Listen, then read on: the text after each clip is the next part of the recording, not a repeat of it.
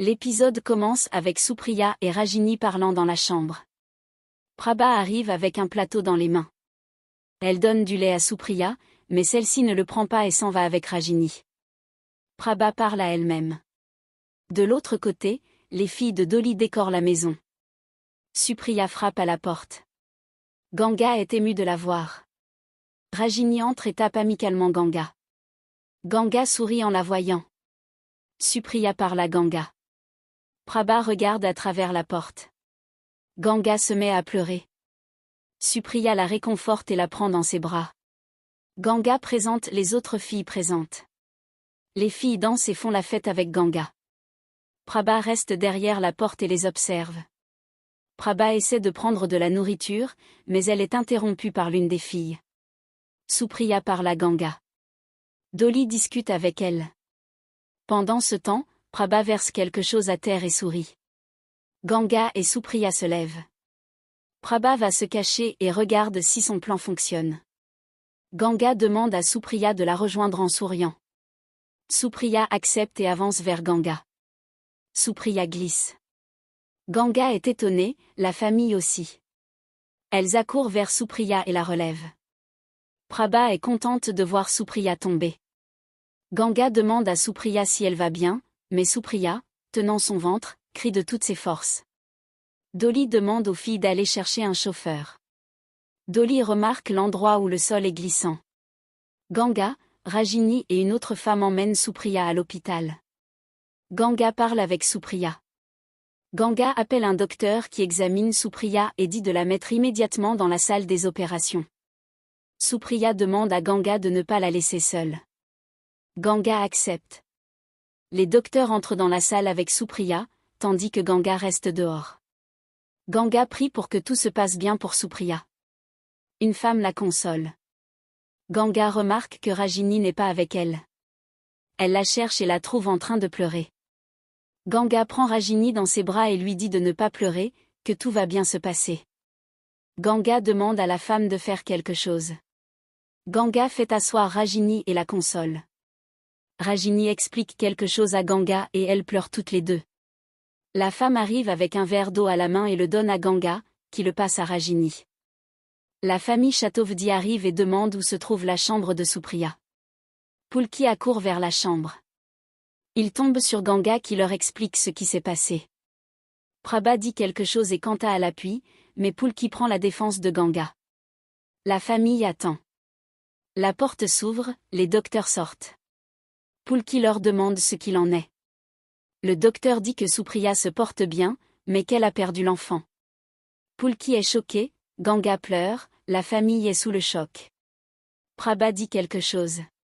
Pulki demande s'ils peuvent voir Supriya, et le docteur répond oui.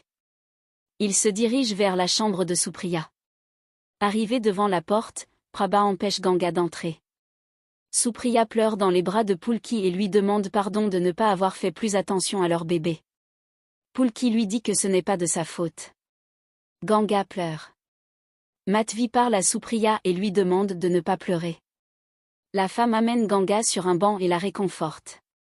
Ganga pleure, en se disant que c'est de sa faute, si elle n'avait pas voulu faire de la balançoire avec Supriya, cela ne se serait jamais produit. La femme lui dit de ne pas pleurer et que ce n'est pas de sa faute. Kanta parle et sort de la chambre, suivi de Madhvi, Sagar et Prabha. Kanta et Ganga discutent. Kanta accuse Ganga de la perte du bébé. Prabha prend la parole et explique que Ganga a fait exprès de pousser Supriya pour qu'elle perde l'enfant, car Ganga veut être la seule à avoir des enfants dans la famille. Ganga parle, mais Madhvi l'interrompt en lui demandant de se taire. Kanta maudit Ganga et son bébé. Ganga répond qu'elle n'aurait jamais voulu faire du mal à Supriya ni au bébé et que tout ce que raconte Prabha est absurde. Kanta l'arrête et continue de parler. Sagar lui demande de ne pas parler ainsi de Ganga, mais Kanta continue de l'humilier devant tout le monde. Ganga prend la parole, mais Sagar arrête sa grand-mère. Ganga parle avec eux avec colère. Madhvi parle à Ganga. Kanta continue de parler et dit que Sagar n'aurait jamais dû épouser Ganga. Madhvi poursuit ses reproches à l'encontre de Ganga et l'accuse de tous les malheurs de la famille. Ganga répond et s'en va. Rohi arrive et prend la parole. Ganga s'arrête, puis il dit que Ganga n'est pas coupable de ce dont il l'accuse. Sagar lui demande s'il est sûr de ce qu'il avance. Rohit répond qu'il connaît le responsable de la fausse couche de Supriya et de tous les malheurs arrivés à la famille. Il tend un papier à Sagar. La famille est choquée par les révélations de Rohit.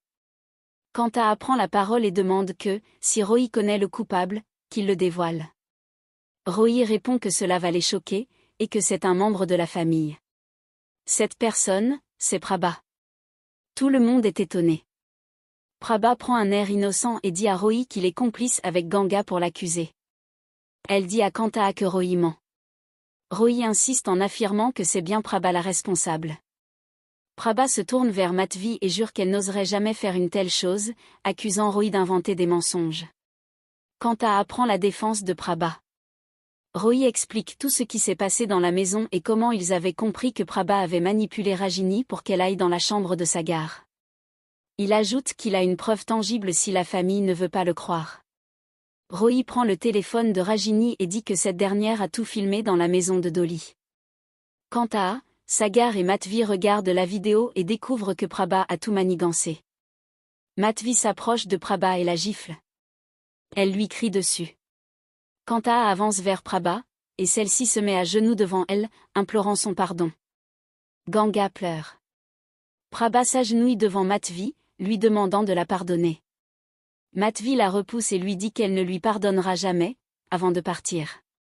Prabha s'en va. Madhvi se tourne vers Ganga et lui demande de lui pardonner. Kanta s'excuse également.